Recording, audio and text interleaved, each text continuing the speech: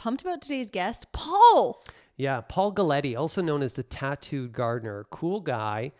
He has a career that was at the Toronto Zoo, and now he's the Director of Horticulture at Toronto Botanical Gardens. And there's some things you're going to find out about him today that I didn't even know. You're talking about passion, Frank. You're talking about Paul. I think that's why his name starts with a P. Passionate Paul is his whole shtick. I love the stories he told us, and he just really gets into life and gardening as a whole, and that's what we're all about. And today we're going to focus a little bit on decisions. So I am so excited today to invite a gardener who is like no other, aka the Tattooed Gardener. That's how he's known by many, but he's also known by Paul Gellatly. I hope I added the Scottish in there. Yeah. So right now, currently the Director of Horticulture at Toronto Botanical Gardens, but has a vast career that includes the Toronto Zoo. Paul, great to have you here today on Life Seeds. Thank you so much. It's really exciting to be here. I think it's a really cool idea.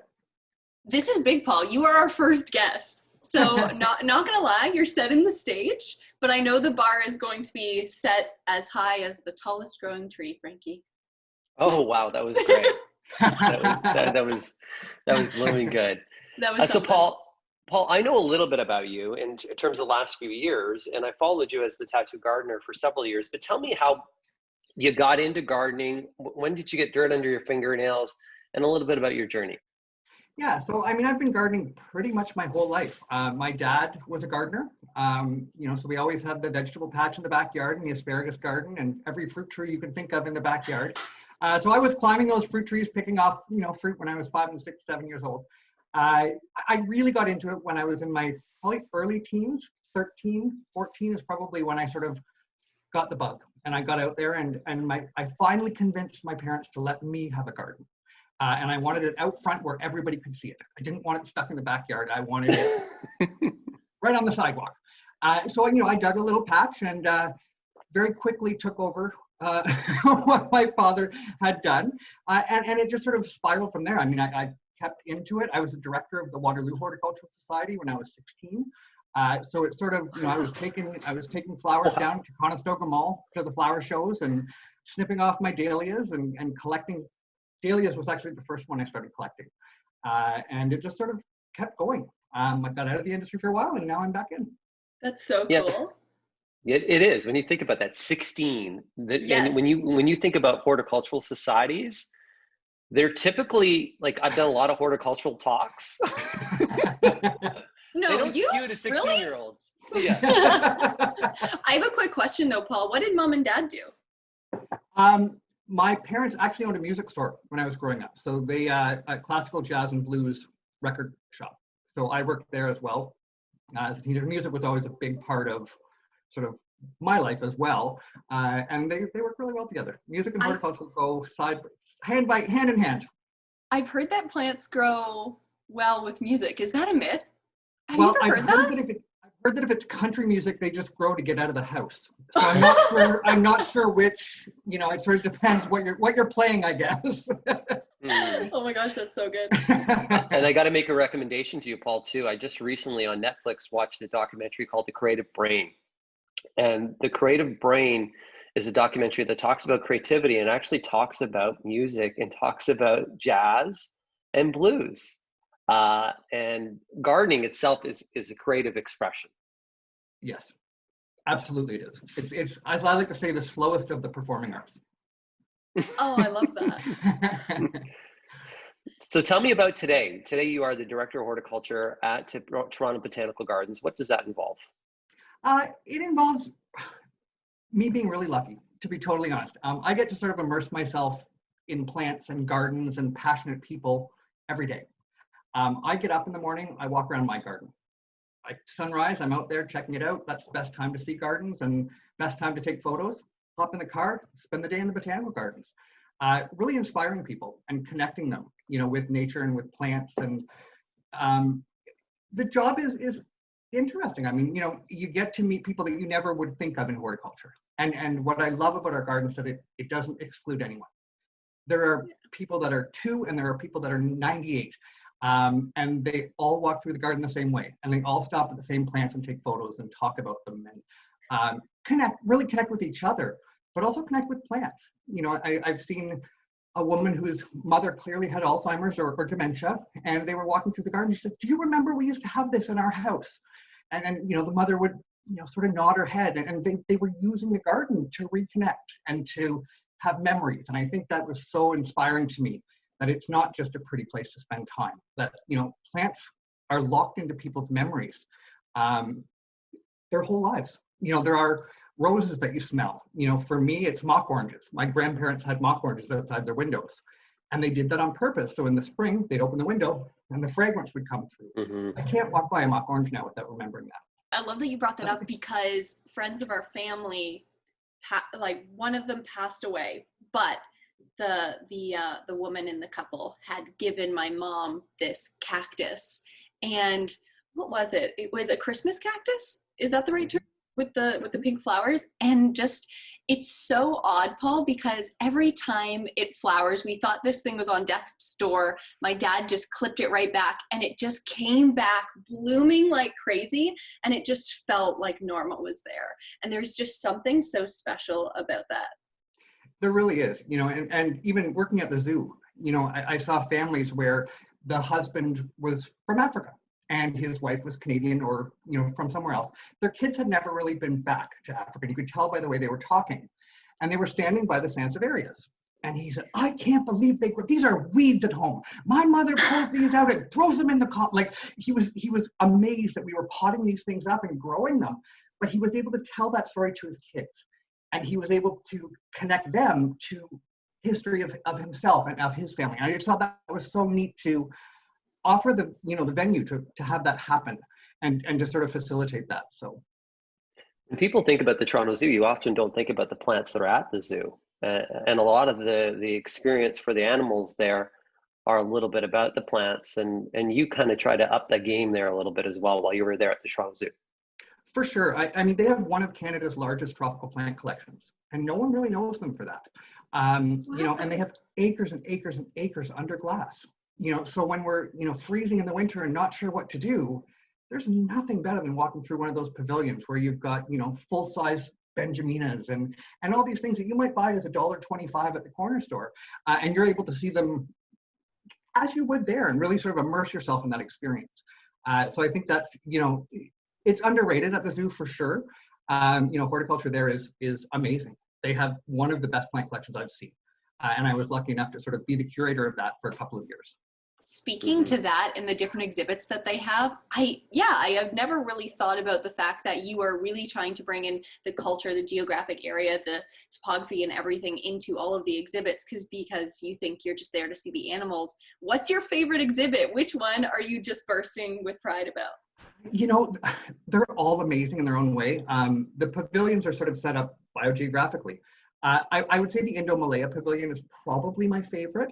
Just the plant material from there is amazing, and you can't not connect with the orangutans. You know, you just you can't help but not. So, Poopy, who's there, who's do you relate with them? Is that why? Sorry, I relate to them perfectly. They have a female there that's been there forever. She's like 50-something years old, and she used to blow me kisses. And I was just taken by that because she would just every time she saw me. And I talked to a keeper one time, and she said, "Oh, it's because you have facial hair." And I went, "Oh, that makes sense. I look like a freaking orangutan." So I guess that's why she was always at me. But you know, I still took it. I'll take the kisses when I can get them. Oh my gosh. So tell me a little bit about the role of Director of Horticulture at the zoo. First, I want to talk about that at the zoo, because I know people listening to this would want to know what jobs there are in horticulture. And so what does a Director of Horticulture do at the zoo? And then what are you doing currently? Kind of the difference. Yeah, so at the zoo, I was actually a curatorial gardener. So I sort of managed the plant collection. So I did a lot of sourcing. As you can imagine, if you're buying African plants, they don't always come easily. You don't always find them at you know, garden centers or things like that. So I would source them directly from a company in Africa. And then we would grow the seeds in the greenhouse, grow them up in some cases for 10, 12, 15 years before they would even go into the pavilions. So a lot of plant families, you know, we're putting plants in tanks and in enclosures. We need to make sure they're not toxic. We need to make sure that's not going to injure the animal in any way. And that's something I have no formal education in horticulture. So for me, that was a big jump out of my comfort zone. And I was mortified of making a mistake, which is a good thing, because I really did the deep dives into the different plant families and learned about them and things like that. I also wanted to be biogeographically sensitive. If we have dart frogs from a specific area in South America, I don't want to pull plants from a completely different area.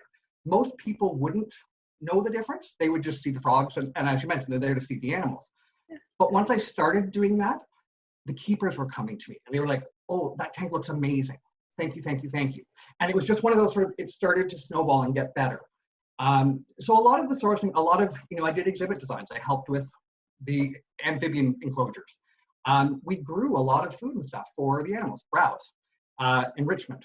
When they get bored, you give them different things. They tear apart Benjamina trees and, bugs eat this. And so there's always stuff happening around plants. There's a really deep connection between animals and plants. You can't really separate that. But when you start to highlight that, which was sort of my job, that's when it starts to make sense. And the world starts making sense and how close we're connected. And how you can make a difference, how one person can make a difference. We brought in an oil palm it's African, and it was the only plant I allowed to be planted outside of the pavilion that it should be in. And we planted it in the Indonesian pavilion. And it's because they are clearing the land to plant these as a cash crop, which is the palm oil, and that's why it's so important to buy sustainably sourced palm oil and support companies that do. So I was able to draw that education for everybody and have this there. This is what's doing it. This is what's killing, the forests and all of the things that are happening there. And then to tie that back to plants, we had the corpse flower that flowered. Yeah. I have the tattoo. I've worked with 4 of them now. It's such a cool plant family. And when you have a plant that flowers every 5, 6, 7, 10 years for it to flower first, and it only flowers for 2 nights, and it heats up to human body temperature, you start digging into this. It's like, that's really cool. That's a really neat, and it stinks like the high heaven. It's disgusting. Yeah. In the most amazing way. Like I always tell people, it's like the most amazing, worst experience of your life. I think we've all seen a corpse flower, right? They're starting to come around. Yeah, they're coming around a lot more frequently. They just had one in Hamilton last week. It was beautiful. Yeah. So, I think it's amazing to watch people connect to a plant. The zoo wasn't sure whether they should have an exhibit around the corpse flower. You have to open late. There was a lot that went into that.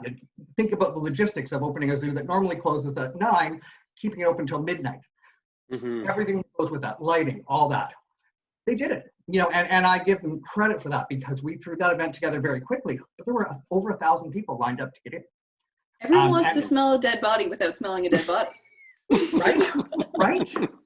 But that, as a horticulturist, that sort of warms my heart. It's like, well, there are people here that still think this is really cool.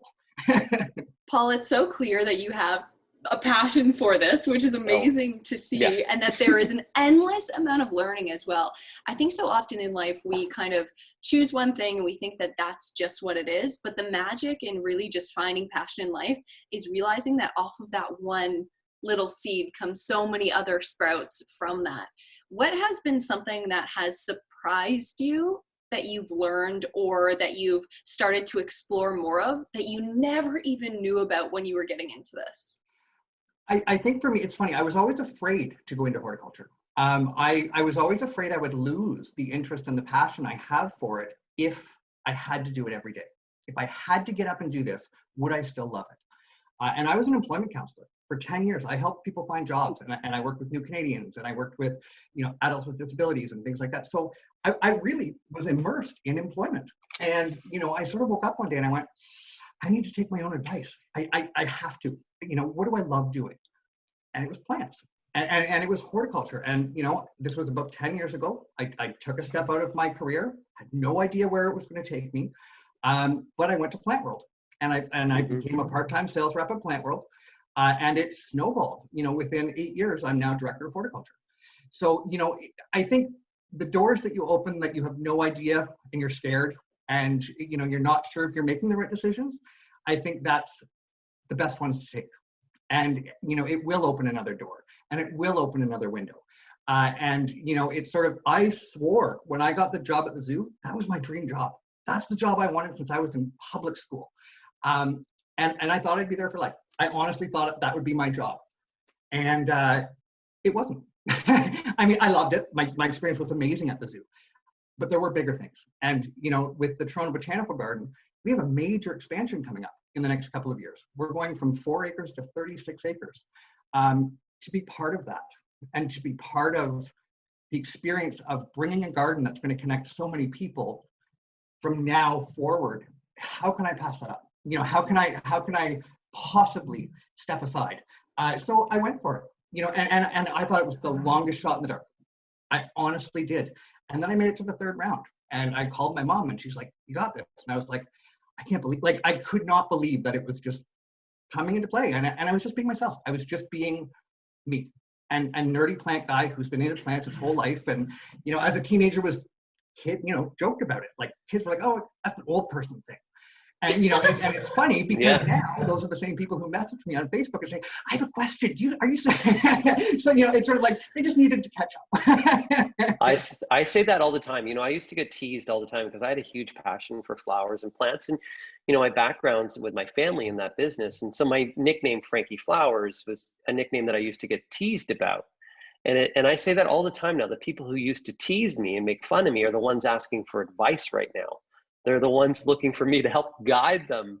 And it's kind of like, you know, even at a young age, if your passion's there and it's truly what you love, don't let other people steer you in a different direction. You know, originally I thought I was going to be a lawyer because my family needed a lawyer, and I was the first one to graduate university, and that's what they said. But then I was like, you know what? I love plants. Plants don't talk back. That's the best thing, right? Law, people are going to talk back to me all the time. But I think that's a great lesson, right? Is that even younger people watching this today, you may be teased for something that you want to express. If it's music, creativity, if it's gardening, culinary, don't be afraid. What I'm totally getting from both of your stories too is overcoming that fear of changing direction. Like being a lawyer, that's so different to what you're doing now, Frankie. And Paul, same thing. I love that you wanted to take your own advice to make that decision. What was that moment of making that decision like? Was it a slow moment of growth to really come to that kind of pivotal change? Or did you just wake up one day and think, no, we got to go for it? A little bit of both, to be honest. I mean, I think we always, when we're passionate about something, it's always in the back of our mind. I think it's always there. It's whether we choose to listen to it and whether we think we'll be successful if we do make that step. I think my biggest lesson has been that there are a million pathways to get wherever you're going. And, you know, education absolutely is one of them. And I would never, you know, put down someone who chooses that path. That wasn't my path. You know, and I remember when I got into this at the level that I'm at now, I was nervous. I was nervous to go in and speak at a university because these people are better educated than I am. They're not. You know, they may have the piece of paper, but I have way more practical knowledge. And, you know, to have someone say, I can't do that because I don't have this, or I can't do that because I didn't go that way, I don't think is true. I think sometimes your path might be longer and it might wind down a different road before it gets there. But in horticulture, there's no one way to do anything. There's 50 ways to do it. And, you know, you can still end up with the same result. So I think that's, you know, really trusting your gut, trusting yourself. And I mean, I've had people support me and be my cheerleaders all along. And, you know, that's really important, is having people tell you you can do it, even when you think you can't. You know, but as long as you have those people and you trust yourself, it works out. Mm-hmm. One of the themes for today I wanted to talk about was decisions. And I think one of the hardest things in life, and even the hardest things for a gardener, is to decide on whether it be a plant or whether it be a decision in life. So are you a good decision maker, or are you indecisive? I love that you're wavering on making this decision. I probably am a good decision maker, but I probably wing it a lot more than I should. You know, when and I guess I do that in life too. I mean, when I go to a garden center, my garden is full. Like, if you've ever seen photos, my garden is, I have used every single square inch of my garden. And yet whenever I go to a garden center, I will still buy 3 more Japanese maples to add to my garden. And I'll worry about it when I get home. And it always works. So I think that's, decisions, absolutely. The garden, they come easier as you get in there and as you sort of develop your garden, as you develop your life, your decisions become easier. And I think, when you're on the right path, that happens. I mean, I wanted to show you guys, this is my entire tub of daylily seeds. I'm a daylily hybridizer. I have no room for any of these. Like, there are 20, 30, 40 packaged seeds in each one. And each daylily seed will give you a different plant. Right. Each one holds genetics different from each other, but similar, like siblings. So how do I choose out of this decision-making which ones I should grow? You grow them all. And then you figure it out. So, and I think that's how you get where you're going, and it works. When I was trying to choose my career, I think that was a lot about it, is you can mull over and decide, oh yeah, for a long time I was actually on the wealth management tour and I was an executive assistant for a wealth manager. So I'd plan his events and I was like, this is so great. And then I started to see people do what I truly wanted to do. And I allowed that envy almost steer me in the direction. Whereas envy, jealousy, we can often look at it as a negative. It actually became my North Star. Is there anyone that you're looking at in horticulture currently that you would see as your North Star, coming from a point of like exploration is learning in your journey versus that solid education? I think one thing I have learned absolutely is that you can learn something from everyone. Yeah. I was schooled by a 5-year-old on carnivorous plants at the zoo. And I learn from Monty Don every time I watch a show. So I think having the open mind to sort of know that there's not one person out there that can't teach you something. And they don't have to be a horticulturist to teach you something. My biggest lesson was when I was 14 or 15, there was an older lady up the road. She was in her 80s at that time. And I used to go up and walk around the garden with her. Every time I see her on our porch, I'd walk up and say hi. And she said, Paul, I've been gardening for 70 something years. About 60 years longer than you've been around. And she said, you'd think I'd have it right by now. She said, I don't. She said, every year I have a tall thing in front and a short thing in back, or I have 2 colors that don't go well together, or I have 2 things that don't flower when they're supposed to. And she said, I think that's why I love gardening. She said, it's never done. And I've kept that. And I look at my garden now and I'm like, you're not done. It's not the way you necessarily have it end up being. It's sort of like constantly evolving and changing thing. So I think that's that, lesson.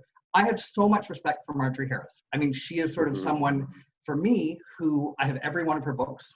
When I went to my first gardening conference, she was the keynote speaker. And I was, like a teenager. And I stood in line to have her sign my books. And we're friends now. And I would have never thought that, back when I was a kid. So excited that she signed my books. And I ran home and showed my mom and dad. And they were like, that's nice. And it's so neat to have, someone who's really mentored my career, not my career, but my path, and to be able to sit down in her garden now. And I actually named a daylily after her last year. And I went and planted her garden. And I thought that was such a cool full circle moment for me, was actually being able to take a plant that I had hybridized, named for her, and planted it in her garden. Mm-hmm. There's so many similarities, my life to your life. I'm not formally educated in horticulture as well. How did I learn the most about horticulture was we had a big book at the garden center called the Ortho Problem Solver. And when people would come in with their problems, I would grab their leaf and we'd go walk up to this book and I'd flip through the pages to find out what the leaf was and maybe what the insect causing the problem. And then I would listen to people at the garden center as well with their questions and them telling me their tips. And even when you go to talks, you actually learn more. And as you do that frequency and that more and more and more, but every year, even though you think you get it, and if somebody says to you, I have a hosta growing in full sun, there's sometimes a good chance they probably do have a hosta growing in full sun. There is no rights and wrongs, and you'll always be surprised by the garden. You're always, it's kind of like life. Like life is like a box of chocolates. The garden is like that same thing where you never really know what you're going to get based on weather. And sometimes what I love about the garden is tinkering. I call it tinkering. I'm just out there and I tinker. That means I'm just being busy at doing nothing. Yep. There's no shortage of that. One of my favorite quotes by Iris Apfel, now I'm going to butcher the exact wording, but the essence of it is if you're not interested, you're not interesting. So it doesn't matter what you are passionate about. If you are extremely just dedicated and dove right in, it's interesting to talk about. What are you personally, when it comes to horticulture and growing, what are you just absolutely so engulfed in currently? Currently, I mean, the industry is changing right now. There's a pivot in the industry, and I'm loving it. There's, these plant collectives are popping up, and there are these Instagram groups, and it's people who, whether they had to or whether they took the opportunity to, because now they have the opportunity to, are starting plant businesses, and they are growing, and they're importing, and they are building these communities. And the communities are thousands and thousands and thousands of people large who are supporting them and who are buying their plants and who are, if they have a problem, they're messaging each other. They're sharing pictures. They're not all going to the garden centers like they used to. They're not all saying, oh, I have to go to White Rose, or oh, I have to go here. They're reaching out to people in their little community. And I'm really lucky because I've been able to tap into that. And my plant collection, I have about 700 plants at home now. Wow. And one of them I paid $3,000 for last week. $3,000 for a plant. What one was it? It's right here. I'll show you. It's sneaking in. It's gonna be like that traveling gnome that just shows up randomly in pictures and stuff. Okay. So this is Philodendron Firebird. I'm Yeah. probably one of the only ones in Canada that has this plant. I was not letting it go. It's been one of my top wish list plants for a lot of years, and I have never seen it cross my path. Never. So I saw it come up on auction, and it was me and there was someone in Vancouver that was bidding on it. And every time he put up a bid, I just went right on top. Like, I was just on it. I was like, I am not letting this go. Like, and we got all the way up to $3,000. And then he just bowed out. He said, it's yours, sir. And so, but this is the sort of thing that, you would never get in a garden center. This is something that a collector has brought in and has either propagated, or this one was actually the plant that she had brought in. But there's so many more plants out there now that we have access to than we have ever had. My parents could pick 3 aglaonemas, and they didn't have the selection that we have now. And this new plant community, they're collectors. And to me, that's exciting. They are not just buying $2 plants. They're buying thousands and thousands of dollars worth of plants, and they're taking care of them really well. I mean, I've gone into some of these people's houses and my jaw hits the floor. I'm like, my plants never look that good. What are you doing? And they're so happy to share that knowledge. And I think, as a horticulturist, that warms my heart and gives me hope that, this will still continue. It's just going to be different than it has been leading up to now. If you guys are listening just audio version, we'll be sure to put a picture of that on @LifeSeeds podcast on Instagram, because I'm sure everyone's thinking, what does this thing look like? $3,000 plant. It's funny, when I was in New York City, I think it was 4 years ago, and I was there, and my son was really into shoes, collecting shoes at the time. And so I went into New York City, and I saw one of the stores there had a pair of Nike shoes for $60,000. And I was like, but the way that they displayed the shoe, the way that so I got back to Ontario, and I had a discussion with my uncle, and then also a discussion with Terra Nurseries, which is Andrew at Terra. And I said, you know what, I could see people getting more into plant collectors as long as you you prop the plant up, you tell the story of the plant, you tell why it's unique, you tell why it could be one of very few. It is indeed, like, people have collected stamps, they've collected these things, but a plant is something that will always continue to give. So I'm happy, as you are, to see that people are collecting plants, and I think it's only going to get bigger. And I think, and people have been collecting plants for hundreds of years, though, too. Yeah, no, but this is the jump off point. I think, I've thought a lot about it, and I've talked to a lot of people. What happens when COVID's over and everybody goes back to work? Do they still love the plants that have really connected them with nature, or do they get busy again and sort of forget about them? And I don't think that's going to happen. I think people have realized that connection, and they've realized that they can nurture something and grow something, and that it works, and that they react when you take care of them.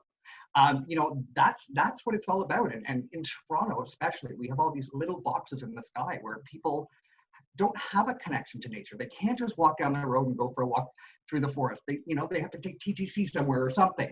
So, this is really their way to connect with nature. And I think now that they have that connection, I don't see that getting any smaller. The downside is the responsibly sourced plants. We talked about the philodendron spiritus sancti. There's like 6 of them left in the wild, and they had to build a fence and buy the land so that no one would poach them. And the more and more people that are importing, if they're not doing their checking, where are you growing this? Where are you getting this? Is this responsibly sourced? Is this from your own farm? We all have to ask those questions as importers. We have to understand that what we're getting is okay. And that, it does matter what happened before it got to you. If it's not, I don't go there. I really don't. If you can't tell me where that came from, I'm sorry. I don't care if I want it this much. I'm not buying it. And that is I think so that's interesting. where we have to be responsible. Wow. It's like blood diamonds. It's the same kind of story. It doesn't matter if there's money somewhere. There are people that will try to take opportunity and do bad things. And people don't think plants are worth a lot, but it's unbelievable what plants that are desired are worth. And what makes them desirable.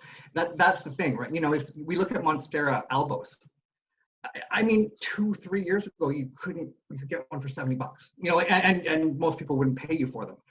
They're going for thousands of dollars now, and nothing really changed other than the fact that there's a bunch more people in the industry, and some people started posting some really good pictures of them. And I have to have that, Yeah, I want to turn this guy. See, there, I just sort of I should make this my background, guys. That's awesome. There you go. That's fantastic. Here, I just got a little jade there beside me. And, oh yeah, we gotta show that we're playing. I got like aloe vera hanging out. I'll just hold my sansevieria while we're chatting. My Monstera is over in the other room. Paul, Plants on parade. Yeah, it's kind of fun.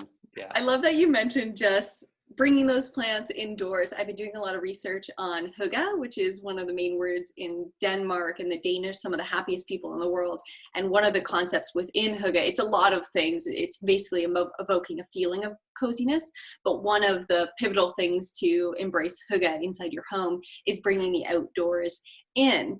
And something for me that I've noticed bringing the outdoors in, and obviously embracing so much plant life in our condo, is that it just creates these amazing rituals, like watering every single month, or just seeing if they need water, wiping down their leaves. Just, it makes me feel so good when I wake up in the morning and I open up the shutters and I see the sun is shining through, and I'm like, here you go, my babies. Like, is there any ritual that you really feel is just something that fills your heart, or something that you would suggest that a new plant owner might really notice when they first kind of bring in some house plants? I think, don't assume it's the schedule. I think so many people think I'm going to water every Saturday. The entire life of this plant, I'm going to water every Saturday. And then, and I'm going to give it this really big pot. It's going to grow into it. It's only this big now, but it's going to grow into this giant pot. And then it dies. And everyone's like, but I gave it a new pot and I was watering it every week. And you killed it. You killed it. But let me tell you why. And then, so I think really doing the research, I enjoy doing the research into the plants that I have. Where did this plant come from? What conditions does it have where it grew? I have had terrible luck. My entire life, I have killed every single begonia I have ever bought in my entire life. So this year I imported about $1,200 worth of begonias from Hong Kong. And I'm like, Paul, you're crazy. Like, this is stupid. What are you doing? You kill all of these things. And I needed to challenge myself. I think, we go through this, you have to challenge yourself in horticulture. And I think, if you're just getting into it, that's a challenge on its own. You don't need to challenge yourself any more than just getting your first one. But when you've been doing this for 30 years, that challenge becomes a little more difficult to find. So they have this begonia Darth Vaderiana. It's actually called Darth Vaderiana. And, so I started looking at it, and it's this black leaf begonia. It's beautiful. So I bought one. Literally within 2 days, it was dead. I was like, okay, that didn't work. And it was not cheap. Like but I've heard, I got emails from people going, Paul, begonia growers kill this plant. Mm-hmm. What are you doing? And I'm like, I'm going to do it. Bought another one, killed it. It lasted a couple of weeks. I now have one that I've had for like 4 months. So, it's like, don't give up. If you kill something, I've killed more plants than most people have ever bought. Yes. People are so afraid to kill a plant. And no, I'm not advocating to kill your plants, but that's when you learn. And I think if you really like the plant, you're going to try again, and you're going to try something different than you did last time. And maybe that's your lesson. And now you're going to have that plant forever. So research. It's so easy to get information now. Just make sure your source is reliable. Go to people like Frank, go to people, Marjorie Harris, go to people like myself who have been doing this, and, check into the books, check into the websites, send an email. I try and respond to every email I get at the Tattooed Gardener. And, I have 10 million people that my posts hit a month now. And I still try and reply. And sometimes they're like, I'm so sorry to bother you with this question. And I'm like, it's no bother. Knowledge is nothing if you don't share it.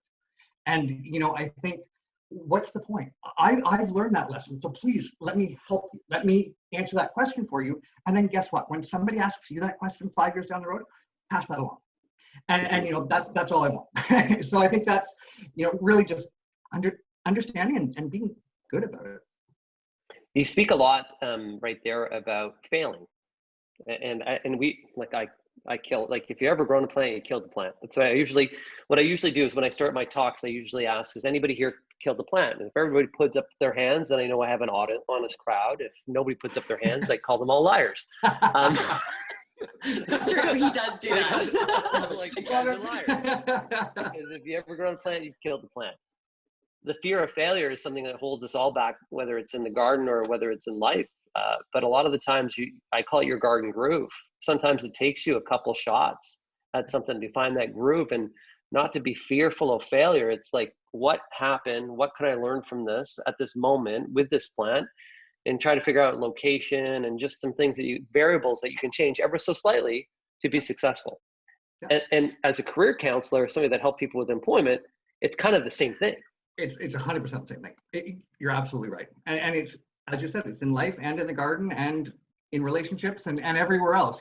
There's failures, and that's where you sort of grow, and that's where you learn. And then you take that to the next step, and you take that to your next garden or your next relationship or your next job. And you learn and you build, and, hopefully by the time you decide that you're not doing that anymore, you're sort of where you want it to be. Yeah. You figured out your manure. Yeah, exactly. That's so true. That's so true. Paul, what is a legacy you want to leave? Because it sounds like these plants just will continue to grow, whether we all become mulch or not. It's true. It's funny. I've been thinking a lot about that. I mean, I'm 43, so I've got, 20 years or so left in my career. I was going to say, oh my gosh, come on, in my Paul. career. I'm hoping I'm lasting longer than that. Optimism, man. As far as a legacy goes, I don't have kids. I'm probably not going to have kids. And when I make a daylily and register it, I feel like that's a little piece of my legacy that's going to outlive me. But, I've been thinking about it on a bigger scale, with the horticultural industry in general. We're working on this big expansion with the TBG right now.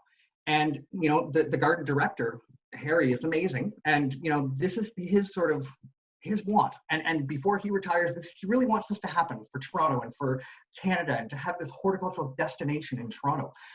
And I respect that so much. And, I'm doing everything I can to make sure that happens properly.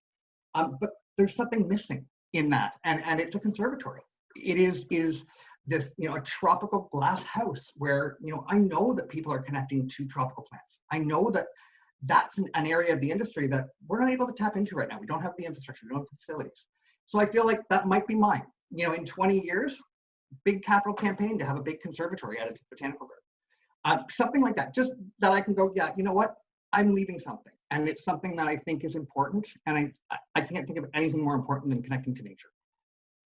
That's awesome. I would love to help you make that happen in time too. TBG, there's something coming up this summer too. I know you've been working with my good friend Tanya on as well. You're going to do some trials there. That's kind of exciting. Why don't you tell us about that a little bit too? Yeah, I actually met Tanya when I worked at the zoo, and we were going to do some trials there, and just didn't end up happening. Wasn't meant to be. So when I got into the TBG, I called her, like, I think my first week there. And I said, so do we want to try this again? And she was, I love her. Like, I adore her so much. She came out, we laughed, and she got it. She understood me. She understood my passion. She understood why I wanted to do this. And it's an exciting time. The Toronto Botanical Garden is such a unique place. I mean, it's a free botanical garden. So anybody can walk through. You don't have to pay, you don't have to do anything aside from the $2.50 parking, which goes right back to the garden. Normal botanical gardens don't have the opportunity to connect with people that don't know they like plants yet.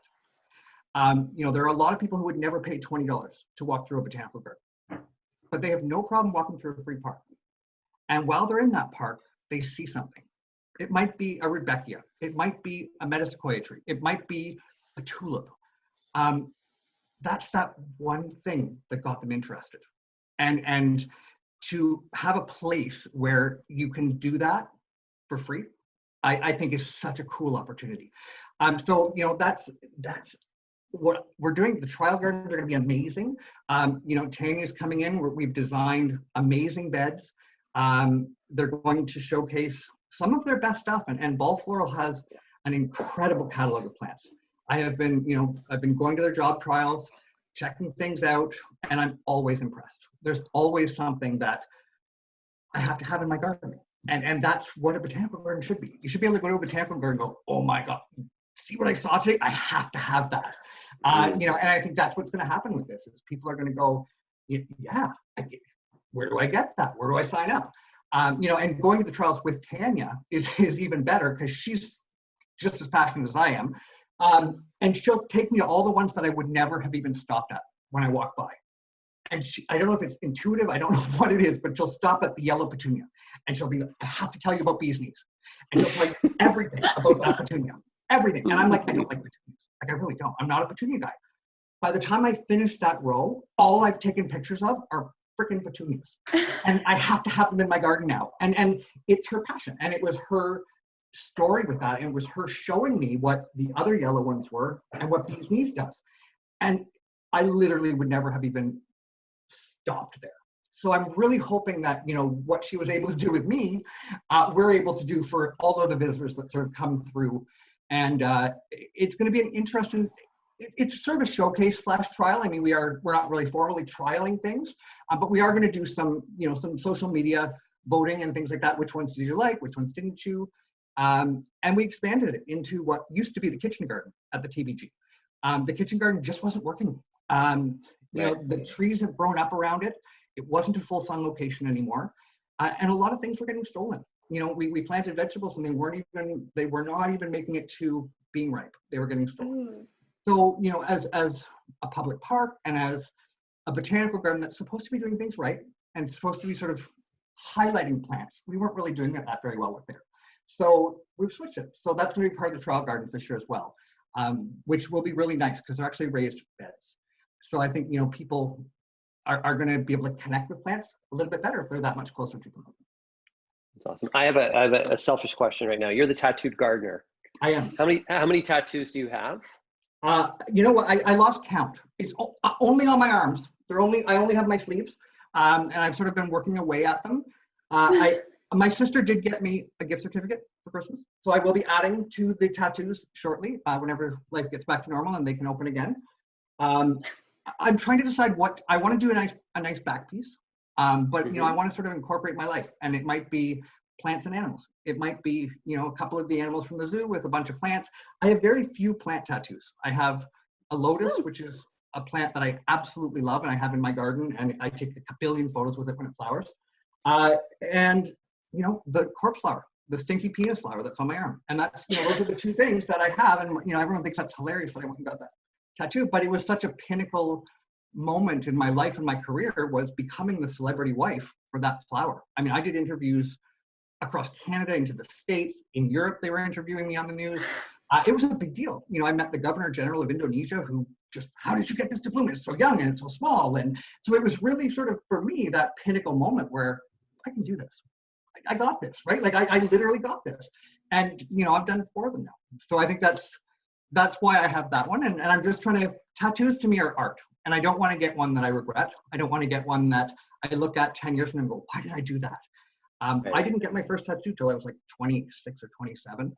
And it's sort of, I'm very careful with ones that I choose. So I have a tattoo of a tree frog that's on my chest, over my heart, that I got when I was 19 years of age. So there's some things that I need to do now with that tattoo because it no longer resembles a tree frog.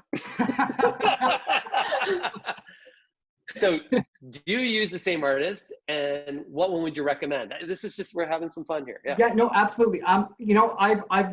My tattoo artist, my original tattoo artist, retired. Really, unfortunately, she's still a very good friend of mine, and I wish she would do it more. But I've discovered Archive Tattoos, and they are absolutely amazing in Toronto. They are friends of mine who own it, and they are also plant collectors. They have the most amazing cactus collection I've seen in a long time.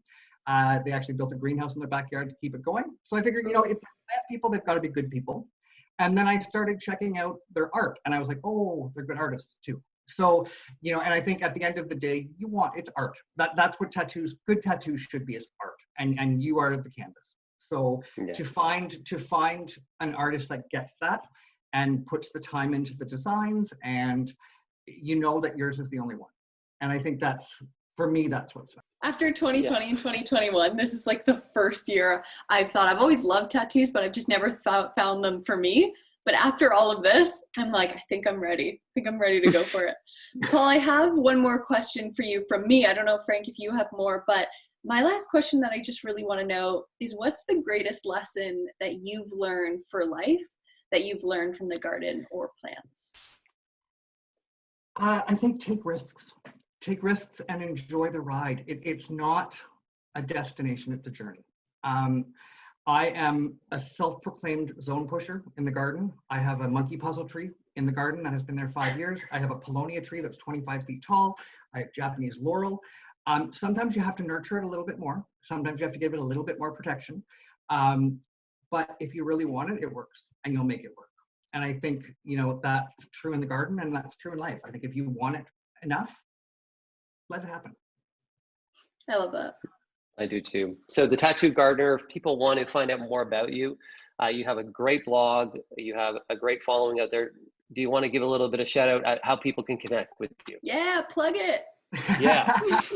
For sure. I'm all over the place. Facebook is my main platform. So if you check out the Tattooed Gardener there. I do use Instagram as well. So it's _tattooed_gardener is my Instagram. And feel free to send me a message or come and see me at the Botanical Garden. Often in the garden, and we can connect and talk plants. I'll make sure all of that is in the show notes description, and we'll also have all of his links on Instagram at Life Seeds Podcast. Paul, this was amazing. Thank you so much for having me. This was a lot of fun. Yeah, it was great. It was great. And keep blooming. Keep being you. And next time I'll turn my ringer off on the phone too. Thank you so much, Paul. No worries. Thanks, guys. Frank, Paul was so nice. A lot of energy. He spent $3,000 on a plant. Would you spend that much money on a plant? I look at $3,000 and I say to myself, I could buy a lot of plants with $3,000.